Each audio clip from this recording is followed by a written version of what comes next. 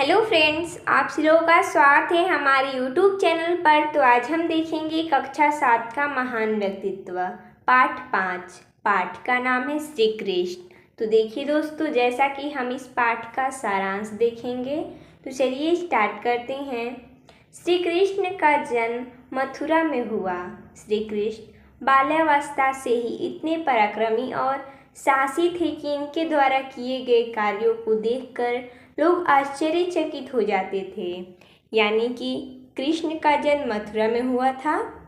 ये बचपन से ही साहसी और वीर थे।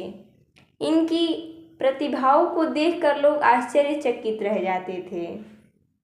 कंस अपनी सुरक्षा के लिए श्री कृष्ण का अंत करना चाहता था, क्योंकि कंस, जो कि श्री कृष्ण के मामा जी थे, इनको डर था कि कहीं कृष्ण के हाथों मेरा मृत्यु न हो।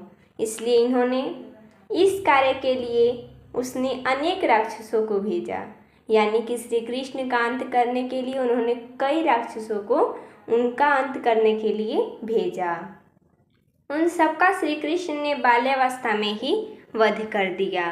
श्री कृष्ण कभी अपनी बांसुरी के मधुर स्वर से सभी को आत्मिक सुख प्रदान करते दिखाई पड़ते, तो कभी कंस के अत्याचारों से गोकुलवासियों की रक्षा करते, लोकहित में प्रवृत्त दृष्टिगोचर होते। यानी कि वह अपनी मुरली बजाते थे और सभी लोग यानी गोकुलवासियों उनको ध्यान से सुनते थे और आत्मिक सुख प्रदान करते थे। और जो श्री कृष्ण थे वो कंस के अत्याचारों से भी गोकुलवासियों की रक्षा किया करते थे। श्री कृष्ण को अध्ययन करने हेतु संदीपन मुनि के गुरुकुल भेजा गया। यानी कि इनके गुरु कौन थे? संदीपन मुनि। गुरुकुल में श्री कृष्ण ने अपने गुरु की सेवा करते हुए विद्या प्राप्त की। गोकुल में श्री कृष्ण के नेतृत्व में कंस के अत्याचारी शासन का विरोध आरंभ हो गया। कंस इस स्थिति को जानता था।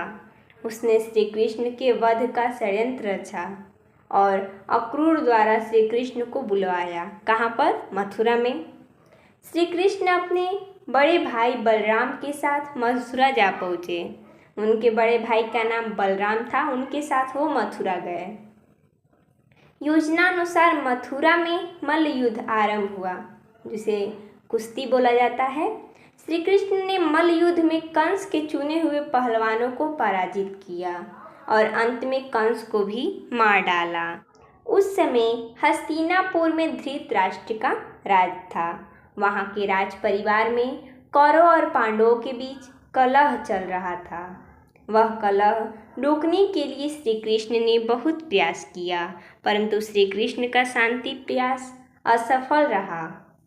परिणाम स्वरूप दोनों में भयंकर युद्ध हुआ, जिसे महाभारत के नाम से जाना जाता है। महाभारत के युद्ध में कौरव और पांडवों के बीच युद्ध हुआ था। महाभारत के युद्ध में श्री कृष्ण अर्जुन के रथ के सारथी बने। सारथी का अर्थ होता है जो रथ चलाता है। अर्जुन राज्य और सुख के लिए अपने ही कुल के लोगों तथा गुरु आदि को मारने को तैयार नहीं हुआ।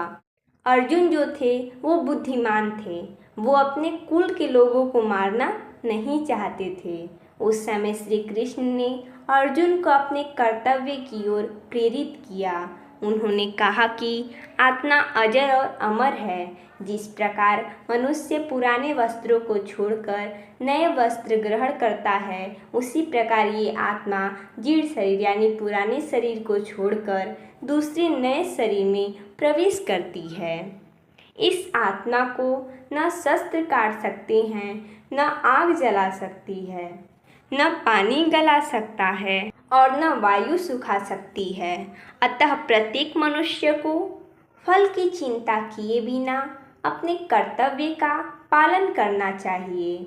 यही कर्मयोग है। श्री कृष्ण के यही उपदेश गीता के अमृत वचन हैं। श्री कृष्ण के उपदेश सुनकर अर्जुन को अपने कर्तव्य का ज्ञान हुआ और उन्होंने वीरतापूर्वक युद्ध किया। श्री कृष्ण के कुशल संचालन के कारण महाभारत के युद्ध में पांडव विजयी हुए। पांडव यानी कि जो अर्जुन थे वो पांडव थे और कौरवों के बीच में युद्ध हुआ था। पांडव जीते थे यानी कि अर्जुन। श्री कृष्ण का संपूर्ण जीवन अत्याचार और अहंकार से संघर्ष करते व्यतीत हुआ। कंस, जरासंध, शिशुपाल आदि अनेक निरंकुश शासकों का संहार श्री कृष्ण के ही द्वारा हुआ। श्री कृष्ण गुरु और सखा भी थे, इसलिए तो लोग इन्हें ईश्वर का अवतार मानते हैं। तो देखिए दोस्तों, जैसा कि हमने इस वीडियो में इस पाठ का सारांश देखा, तो मिलते हैं फिर, तब तक के लिए धन्यवाद दोस्तों।